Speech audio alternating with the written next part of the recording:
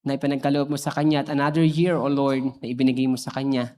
Wala hanggang papurit pa sa salamat at tanging alay namin sa iyo sa patamis sa pangalan ni Jesus. Amen and amen. Tayo po lahat ay makakaupo na.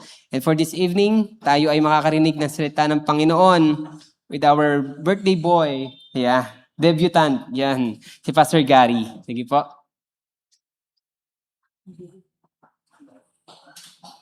Good evening po sa ating lahat. Thank you, Pastor Melbry. And I praise and thank the Lord sa gabing ito na muli po ay makapag-aral tayo ng salita ng Diyos. And in connection sa ating pong panahon ngayon, sabi nga nila, ang buwan na ito ay araw ng mga puso. Yan.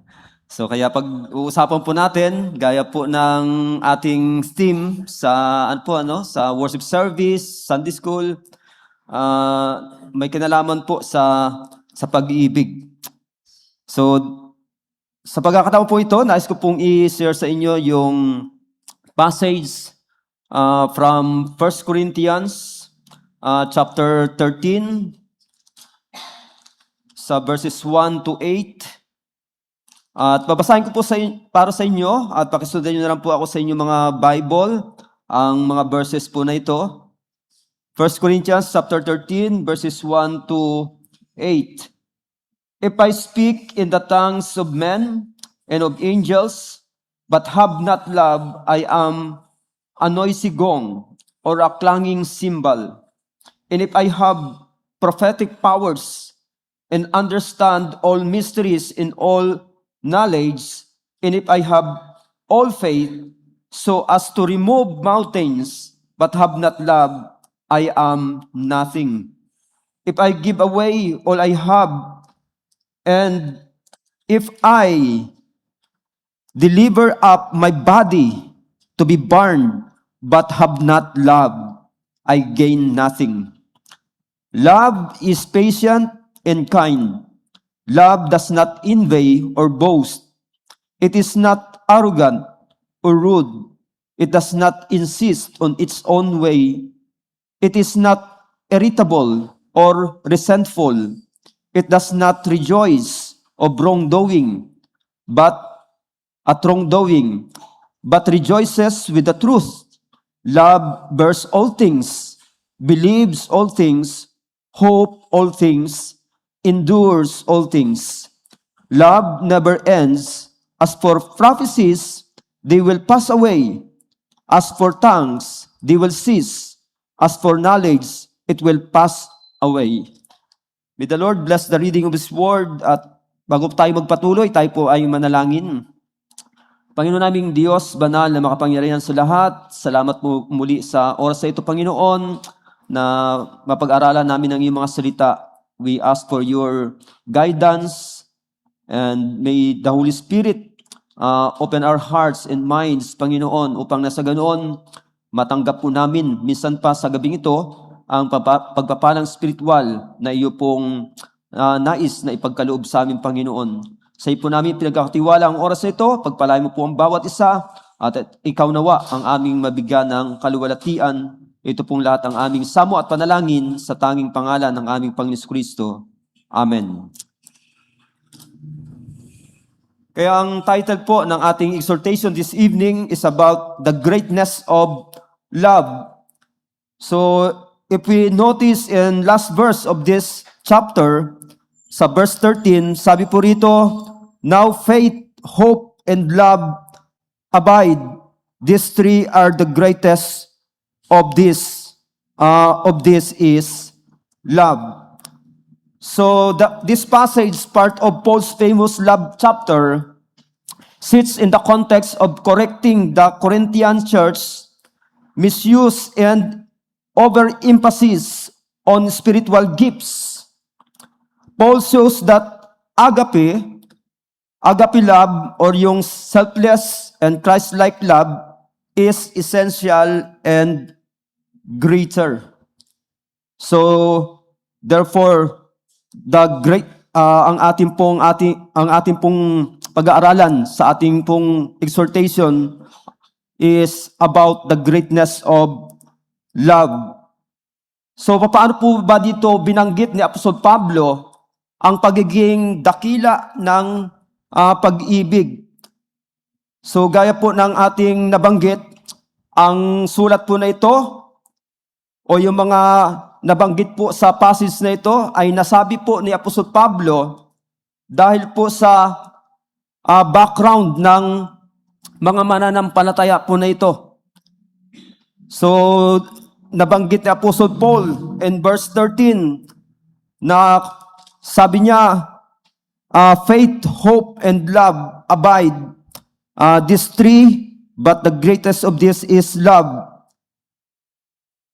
So just like what he mentioned dyan po sa first 3 verses ng ating pong passage, na sabi ni Apostle Paul dito, if I speak in the tongues of men and of angels, but have not love, I am a noisy gong or clanging cymbal. And if I have prophetic powers and understand all mysteries and all knowledge, and if I have all faith, so to as remove mountains, but have not love, I am nothing. So dito makita po natin yung the greatness of love. The greatness of love here can be understood sa magitan ng una, ito po yung pinaka-priority. So titingnan po natin dito sa unang bahagi, sa verses 1 to 3, yung greatness of love. At yung greatness ng love, ay makita po natin yung kanyang pagiging priority, the priority of love. So gaya po ng binanggit yan sa verses 1 to 3, na sa lahat po ng mga spiritual o ng mga apostolic gifts, ang pag-ibig po ang nangingibabaw. At sa pagiging priority po ng pag-ibig, atin po itong maintindihan ang bigat ng kanyang pagiging priority sa magitan ng una ng bigat po ng context ng passage po na ito. So yung context po nito is beginning from chapter 12, particularly dun po sa verses 27 to 30, na makita po natin dyan yung mga spiritual gifts being given to the church of Corinth. So sabi po sa mga verses na ito, now you are the body of Christ and individually members of it. And God has appointed in the church first apostles, second prophets, third teacher, then miracles, then gifts of healing, helping, administration, and various kinds of tongues. Are all apostles? Are all prophets? Are all teachers? Do all work miracles? Do all possess gifts of healing? Do all speak with tongues? Do all interpret? So, yan po yung mga spiritual gifts na ibinigay ng Panginoon sa church, particularly sa Church of Corinth. But then, these believers, because of these spiritual gifts, na kung saan ay naroon yung kanilang pagiging magaling sa iba't ibang wika at sa kanilang pagtuturo at pangangaral ng salita ng Diyos, nabanggit po dyan yung prophecy, the true meaning of this prophecy is to teach and preach the Word of God. So sa galing po ng mga mananampalataya na ito, on how to understand the Word of God and how to teach and preach the Word of God, nag-pop up po sila. Naging arrogant at naging boastful po ang mga believers na ito. At atin pong makikita yung evidence niyan kung ating sisimulang basahin mula sa chapter 1. Doon sa chapter 6, nandun yung nagdidemandahan po sila. Mga magagaling na eh. Wala nang gusto magpatalo. So somehow, yung mga galing nila doon sa mga talents na ibinigay ng Panginoon, just like sometimes inside that church nowadays, na kapag ka magagaling kumanta, magagaling sa instruments, akala mo kung sino na hindi na mapayuhan na, bago kayo awitan, mag-devotion muna kayo. Devotion pa. Wala na. Diba? Yung mga ganun. So, nag-pop up din po yung mga believers nito. So, that's the context of this passage. At sa magitan po ng context nito, makita po natin yung priority of love. That in spite or above all those spiritual gifts, nabanggit po dito ni Apostle Paul na sabi niya, if I have sabi niya rito, but have not love, I am nothing. Kaya sabi po ng ating Panginoon sa John chapter 13, verse 34 hanggang verse 35, ito po ay bahagi ng context ng mga mananampalataya nito kung ano ba talaga ang dapat na mas higit sa lahat. So, sa mga verses po na ito, sabi ng ating Panginoon, a new commandment I give to you, that you love one another. Just as I have loved you, you also are to love one another. By this, all people will know that you are my disciples if you have love for one another. So, this is really the identification of believers, of disciples of the Lord Jesus Christ. Somehow, the synonym of Christian is love. Kung hindi po makikitaan ng pag-ibig ang isang nagkiklaim na siya ay disciple, siya ay Christian, ay hindi po nagiging tunay o totoo ang kanyang kino-confess as being Christian. Dahil ang pagiging alagad ni Kristo ay nakikilala po sa pagmamahalan sa isa't isa. So it is the command of the Lord Jesus Christ to every disciple, gaya po ng mga mananampalataya nito. Since it is a commandment, failure to obey is a violation against the command of the Lord. At habang nilalabag po natin ang utos ng ating Panginoon, we are sinning against our Lord Jesus Christ. And then makita po natin dito na ito nga po ang ating identification. You cannot say that you are a Christian without showing love to your fellow believer o believers. So ito po yung ating pagkakakilanlan. Tayo po dapat, ang mga tao dito sa sanlibutan, na higit sa lahat ay nakikitaan ng pagmamahalan sa isa't isa. So the question to us, ito po ba ay reality? Ito po ba ay nangyayari sa loob ng simbahan? And then later on, yung mga marks, yung mga katunayan na yun nga ang ating identification, nakikita nga sa atin ang identification as true disciples of the Lord Jesus Christ by loving one another. So nabanggit din po dito ni Apostol Pablo. But then, let us also notice the second weight of the priority of love. Yung bigat po ng pagiging priority ng pag-ibig ay makita po natin dito sa caution, the caution of Apostle Paul.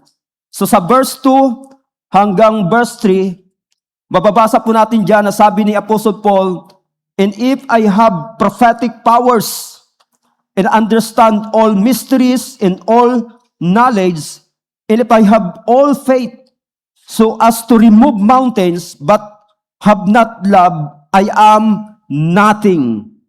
If I give away all I have, and if I deliver up my body to to be burned, but have not love, I gain nothing. So this is the caution of Apostle Paul here, na kahit magaling ka sa sa pag-unawa sa mga mystery. So nabanggit po ni Apostle Paul that the church is a mystery, and in Israel sa mga Hudyo. But then later on, because of the Apostle Paul, because of the apostles ay naintindihan po ng early church na ang iglesia ng ating Panginoon, mula po doon sa pagpili sa Israel, ay pinili din po ng ating Panginoon. So ito po yung mga mystery sa Old Testament na sa New Testament ay naintindihan ng mga mananampalataya.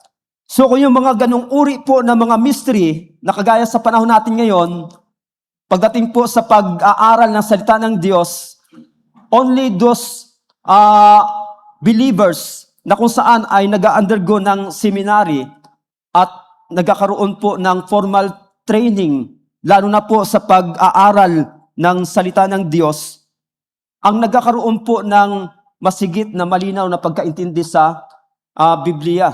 But then, hindi po kinakailangan minsan na tumungo tayo sa sa seminary upang maintindihan natin ang banal na kasulatan.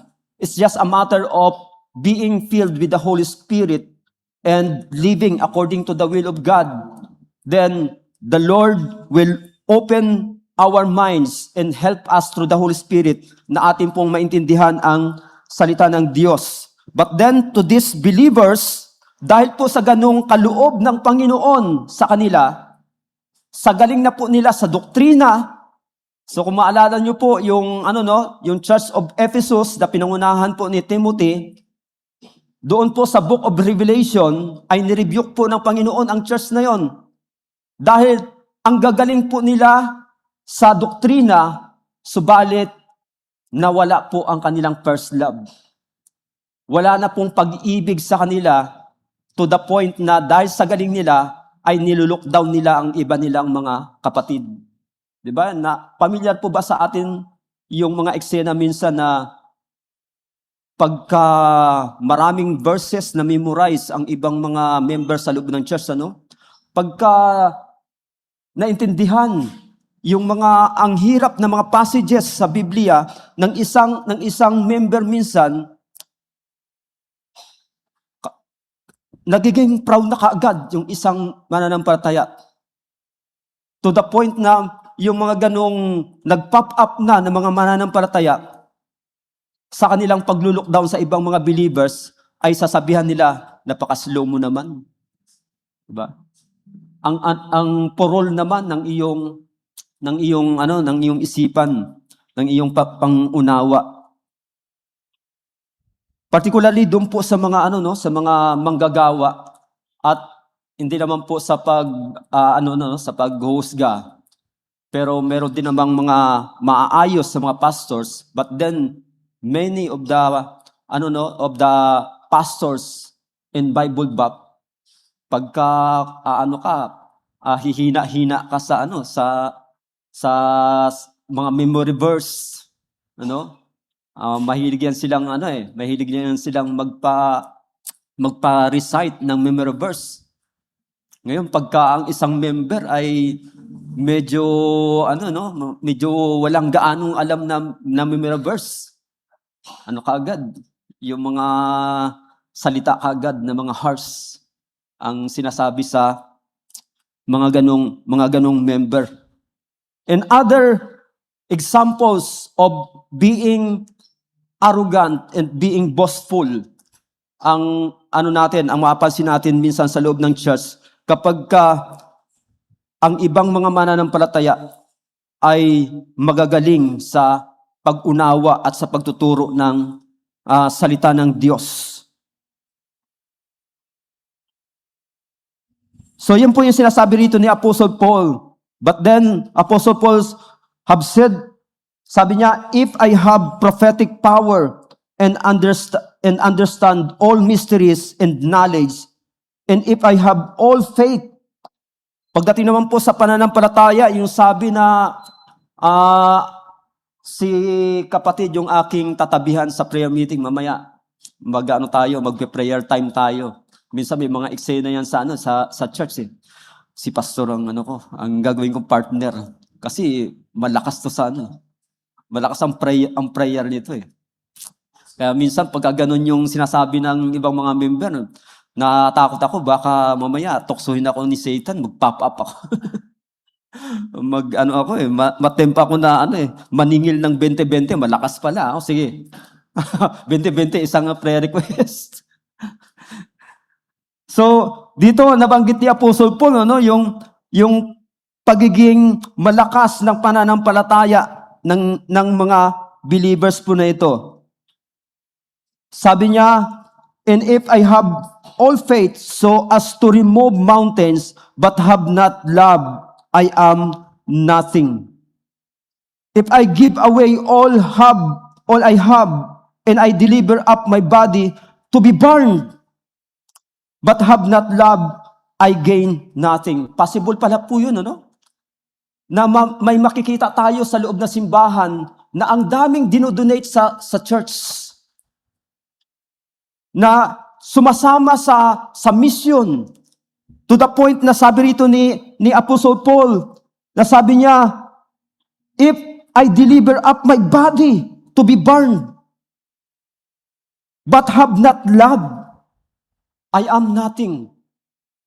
So mga kapatid sa Panginoon, let us be careful, dahil possible po pala yun, na kahit pa ipasunog mo ang iyong katawan, sa mission, ay possible pala na walang pag-ibig minsan ang mga ganong mananampalataya. So kaya meron pong pagtetest sa mga natin, sa mga gawa, at dito rin po nabanggit ni Apostle Paul yun. Yung idadaan sa apoy ang gawa ng mga mananampalataya sa pagharap sa ating Panginoon. At kung ito ay mga dayami at kahoy, ay masusunog. Ngunit kung ito ay mga precious metals, gaya po ng silver, ng gold, at ito po ay mananatili, ay tatanggap po ng reward. Because it is possible for believers na kahit magpasunog siya, but then, walang pag-ibig. Wala pala doon ang pag-ibig. Kaya sabi po ni Pastor David Jackman, sabi niya, proud Christians are self-confident in their knowledge, by which they can put others down. Loving Christians long to build others up.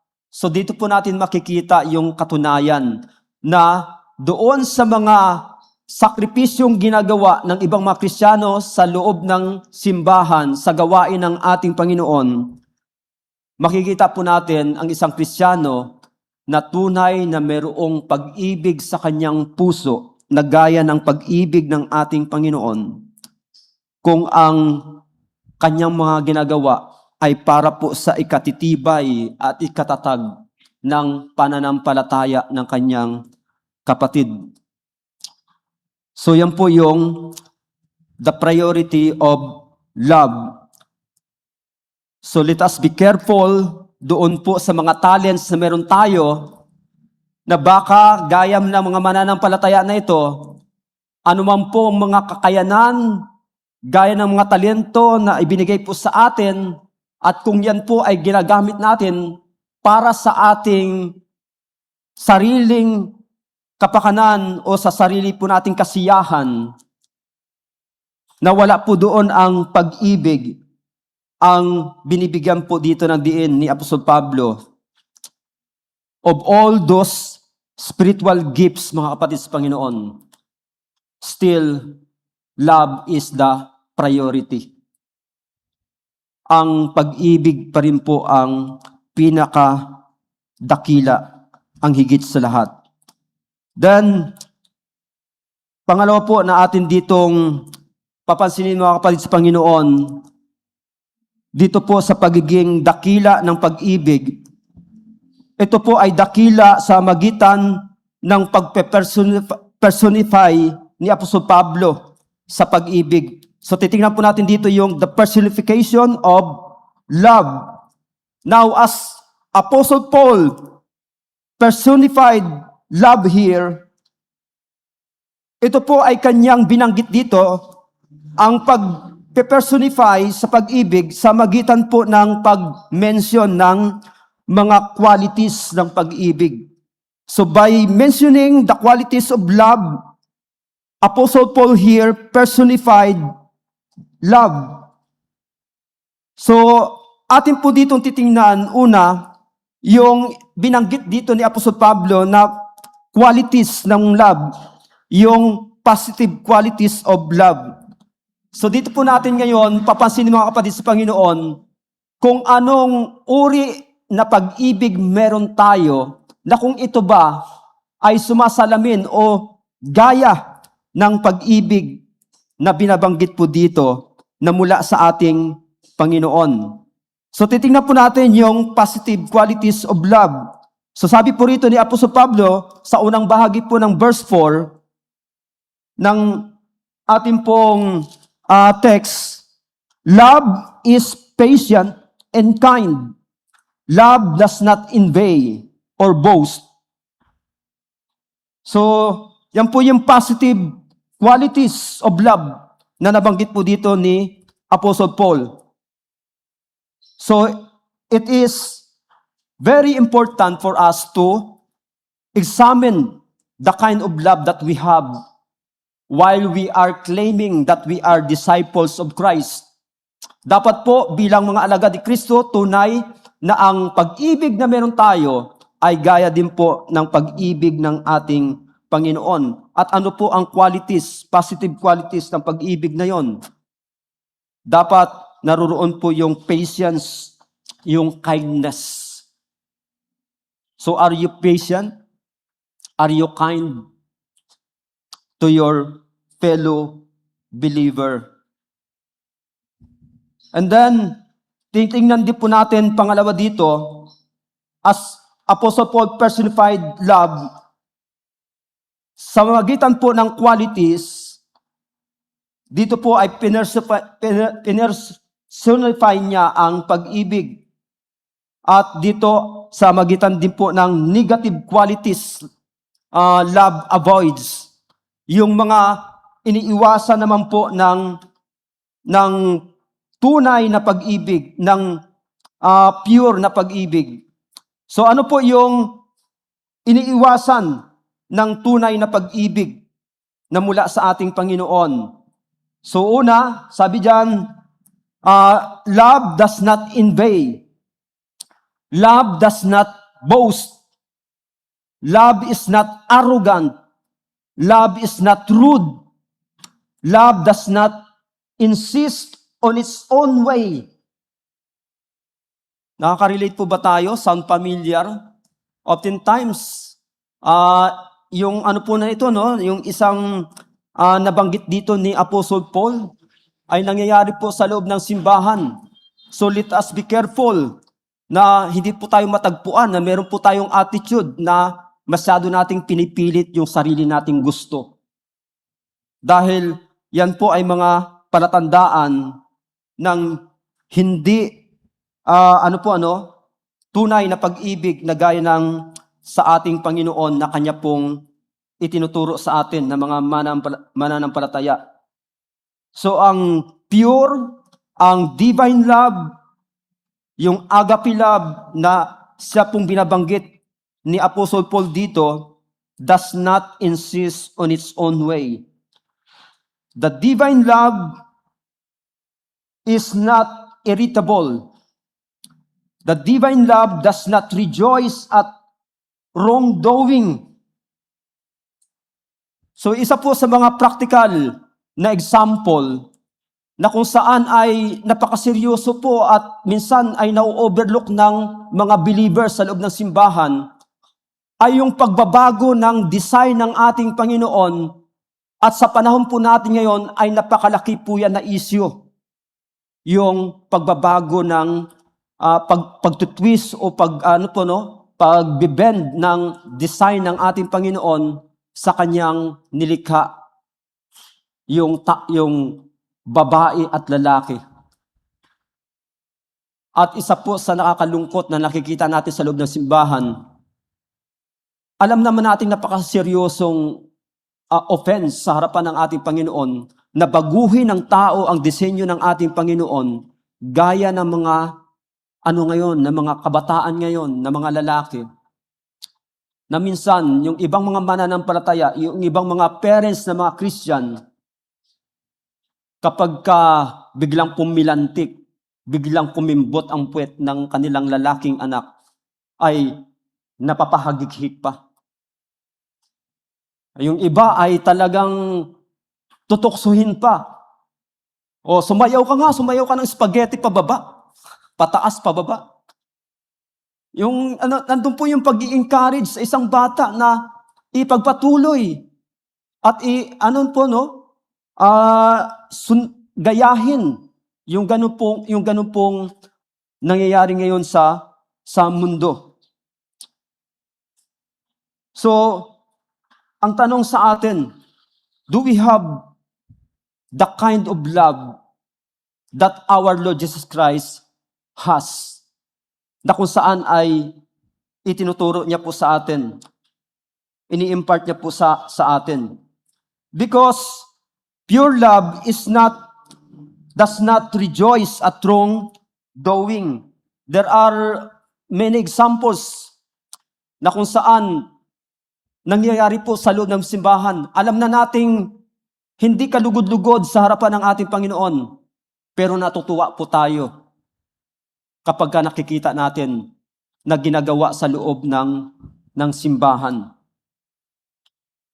And so let us be reminded kung ang pag-ibig na meron tayo ay gaya ng sa ating Panginoon. And so dapat yan po ay hindi natutuwa sa mga maling gawain. So divine love rejoices with the truth. Because divine love rejoices with the truth. Ito naman, pagka minsan inilalabas ang katotohanan sa loob ng simbahan, at yung katotohanan minsan na yon ay yung paghahayag ng mga ginagawang kasalanan ng mga membro minsan sa loob ng simbahan. Oftentimes, ang experience po ng simbahan, ang mga kamag-anak, ang mga member na kung saan ay malapit or close doon sa kapwa member sa church, na inihayag yung katotohanan tungkol sa kanyang ginagawang kasalanan, ay makikipagsimpatya doon sa member na yon. Sila ay magagalit doon sa mga nag-i-expose.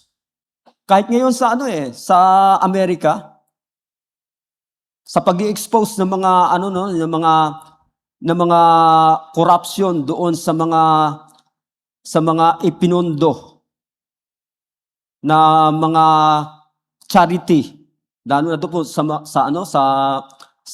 Minnesota, yung mga pinunduhan na charity doon sa mga migrant from Somalia.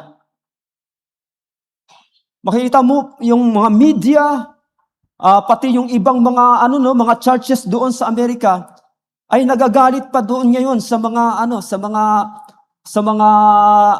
nasa government ngayon doon sa Amerika, dahil inexpose nila yung mga illegal migrant, inexpose nila yung mga corruption tungkol sa mga pinundo doon sa mga charity. And sometimes maging sa loob ng simbahan, kapag po inihayag ang katotohanan tungkol sa kasalanan na ginawa ng ibang mga kapatiran, marami po ang hindi natutuwa. At yan po ba ay umaayon sa binigay dito na description ni Apostle Paul sa tunay na pag-ibig na gaya ng sa ating Panginoong Jesucristo pagdating po sa atin ng mga mananampalataya? So, ang divine love daw po, sabi ni Apostle Paul, rejoices with the truth. Kung sinasabi ang katotohanan, dapat ikaw at ako ay natutuwa po habang nahahayag ang katotohanan at hindi po tayo nagagalit. And then, titingnan po natin dito yung sa verse 7, yung enduring actions of love. So ano ba ang pag-ibig na gaya ng sa ating Panginoon, yung tinatawag na divine love? So sabi diyan, divine love bears all things. Divine love believes all things. Divine love hopes all things. And divine love endures all things. This is the love coming from our Lord Jesus Christ. Diba sabi doon sa 1 John, we love because He first loved us. Natutunan po ng mga mananampalataya ang umibig na gaya ng pag-ibig ng ating Panginoon dahil una tayong inibig ng Panginoon. At dahil sa pag-ibig una ng ating Panginoon sa atin, karaniwan po yun ang matutunan ng bawat mananampalataya. And I hope, yun nga po ang napapansin natin sa uri ng pag-ibig na meron tayo sa ating mga sarili. Kaya sabi po ng 1 Peter chapter 2 verse 24, He Himself bore our sins in His body on the tree that we might die to sin and live to righteousness. By His wounds, you have been healed. So ito po yung halimbawa na pinakita ng ating Panginoon pagdating po sa kanyang pag-ibig sa atin. Kanya pong pinasan ang ating mga kasalanan sa kanyang katawan doon sa krus ng Kalbaryo. Nasabi diyan that we might die to sin and live to righteousness. By His wounds you have been healed. Then, the third and last na titingnan po natin dito of the greatness of the love ay yung the permanence of love. So diyan sa verse 8, sabi po ng ating ng ating text sa verse 8, love never ends. As for prophecies, they will pass away. As of tongues, they will cease. As of knowledge, it will pass away. So dito, mapapansin po natin yung mga nabanggit ni Apostle Paul na sabi niya, as for prophecies, as for tongues, as for knowledge. So ito po yung mga spiritual gifts na ibinigay ng Panginoon sa iglesia. Mula po sa early church hanggang sa panahon po natin ngayon. And most of the time, yung mga spiritual gifts po na ito ang nagiging daan madalas upang marami sa mga mananampalataya, simula po sa mga mananampalataya nito sa Korinto, ang nagiging mapagmataas. So, Apostle Paul reminds these believers na sabi niya sa mga kaloob na yan ng Panginoon sa kanyang iglesia, ang pag-ibig pa rin ang mas higit sa lahat. Ang pag-ibig pa rin po ang mas higit sa lahat. Dahil sabi po ng ibinigay na explanation ni Matthew Henry when it comes to prophecy sa kanyang Bible commentary, sabi niya, prophecy must fail that is either the prediction of things to come or the interpretation of Scripture by immediate interpretation or inspiration. So, sa panahon po ng early church, mapapansin po natin, without the seminary, without schools, na kung saan ay, yan po ang ginagawa ngayon sa panahon natin ngayon, upang maintindihan po ng malinaw ng mga mananampalataya na naghahanda upang maglingkod sa ating Panginoon as pastors, as Bible women, or kaya yung mga tagapagturo sa sa Sunday school. So sabi po ni Apostle Paul dito, yung mga ganun pong mga kakayanan sa early church ay nagagawa po ng mga mananampalataya na ito dahil sa biyaya, dahil sa kaloob ng ating Panginoon sa iglesia. So but then, sabi ni Apostle Paul, lalo na po sa prophecy po dito, ang kaloob po ng prophecy, they will pass away. Yung pagkakaroon po ng kakayanan na kahit hindi po mag-aaral ang isang mananampalataya sa panahon na ito, sa Bible School, ay nagagawa po nilang maintindihan at maituro ng malinaw ang salita ng Diyos. Remember Peter at yung iba pong mga disciples, nung nakita po sila ng mga tao sa kanilang paligid, ang comment po nila, di ba mga mangingisda lamang ang mga taong ito? Papaanong napakagaling nilang magturo? Magbahagi ng salita ng Diyos.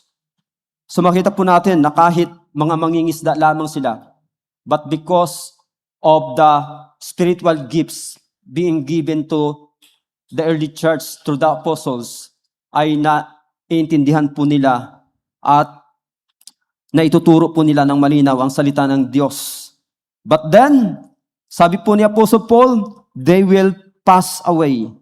Then when it comes to tongues, at yung tongues naman po na ito, sabi ni Matthew Henry sa kanyang Bible commentary, tongues will cease. That is the miraculous power of speaking languages without learning them. So ito po ay magsisis, ito po ay lilipas. Bakit? Dahil sa panahon po natin ngayon, marami na pong mga school na pwede pong mag-aral ng Korean language, ng English language, and other languages. Noon, sa panahon po na ito, ang mga believers po na ito ay hindi po nag-aral. But then, nakaya po nilang salitain ang mga wika ng iba't ibang bansa. Remember the Pentecost. Nung bumaba ang Banal na Espiritu sa mga believers, sila po ay nakapagsalita ng iba't ibang wika. Kaya yung mga tao sa panahon po na yon, na galing sa iba't ibang lugar, sinalita nila Peter ang kanilang mga wika doon sa kanilang bayan at naintindihan po nila. At yung mga winika nila Peter sa iba't ibang salita ay yung salita ng Diyos, lalo na po yung sa kaligtasan. Kaya sa panahon po na yon, marami po ang naligtas. At hindi po ito yung ginagamit o sinasabi ng mga Pentecostal, ng mga charismatics ngayon, na speaking of tongues. But then, even the tongues, sabi rito ni Apostle Paul, ay matatapos. It will cease. And then, sabi niya rito lastly, yung knowledge. At sabi po ni Matthew Henry, knowledge will vanish away. And in last verse ng chapter 13, sa verse 13, sabi po rito ni Apostle Paul, Now faith, hope, and love abide, these three, but the greatest of these is love. Bakit po ang pag-ibig ang pinakadakila? Dahil God is love. And after our time, our life here on earth, especially sa pagbabalik ng ating Panginoon, sa pagtungo ng bawat isa sa atin doon sa ating Panginoon, ang mananatili doon ay ang pag-ibig, dahil ang pag-ibig ay mismong ang Diyos, because He is God of love. Siya ang Diyos ng pag-ibig. So mga kapatid, ano po yung binabanggit dito ni Apostol Pablo? Let us be careful na tayo po ay maging boastful, tayo po ay maging arrogant sa mga talento na meron po tayo. Dahil ang lahat ng mga talento na yon ay lilipas at mawawala. At ang tanging mananatili ay ang pag-ibig. Ngayon, kung ang pag-ibig ay hindi po maramdaman ng ating kapwa mananampalataya sa ating buhay sa panahon po na ito, there are stories na maraming ang ginawa minsan ang ibang tao sa kanilang kapwa, pero dahil sa walang pag-ibig, yung tinulungan na yon, nung ang tumulong ay nangangailangan na sila po ay suklian doon sa kanilang ginawa sa kanilang kapwa. Subalit dahil doon sa kanilang pagtulong na may kasamang panunumbat, na may kasamang pagmamalaki at pagmamaliit sa kanilang kapwa, hindi po naging willing ang ibang tao sa pagbabalik ng itinulong sa kanila. Ano po ang sinasabi madalas ng ibang mga tao na yon? Tinulungan mo nga ako, pero minaliit mo naman ako. Magdusa ka dyan. Sometimes yun po ang iingatan natin. Marami po tayong mga talento. Meron po tayong kayamanan. Ang sinasabi po rito ni Apostle Paul, those talents and those positions ay dapat po nating gamitin na may kasama pong pag-ibig. Sapagkat ang pag-ibig pa rin ang pinakadakila sa lahat.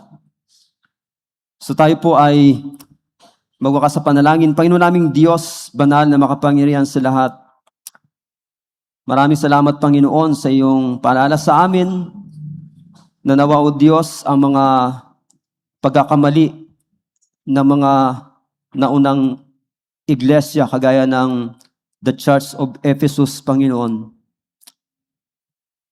At first, they are being commended of being good in doctrine, sa kanila pong pagiging magaling sa doktrina. But then, ang comment ng Panginoon sa iglesyang ito ay iniwan nila ang kanilang unang pag-ibig. Sila po ay nagkaroon ng pagmamataas sa iyong harapan, Panginoon. Ganon din po ang iglesia sa Corinth na sinulatan ni Apostol Pablo. We pray, O Lord, na sa mga talento na meron po kami, Panginoon, sa mga kaloob mo sa amin, O Diyos, na mga kakayanan sa paglilingkod sa iyo, tulungan mo po kami na gamitin namin ito, Panginoon, na mayroong pag-ibig, O Diyos. Nanawa, Panginoon, amin pong mapalakas ng tunay ang aming mga kapatid, Panginoon, sa magitan po ng mga kaloob na ibinigay mo po sa amin. At hindi po ito magiging daan sa amin upang maging mga arugante, magiging mapagmataas.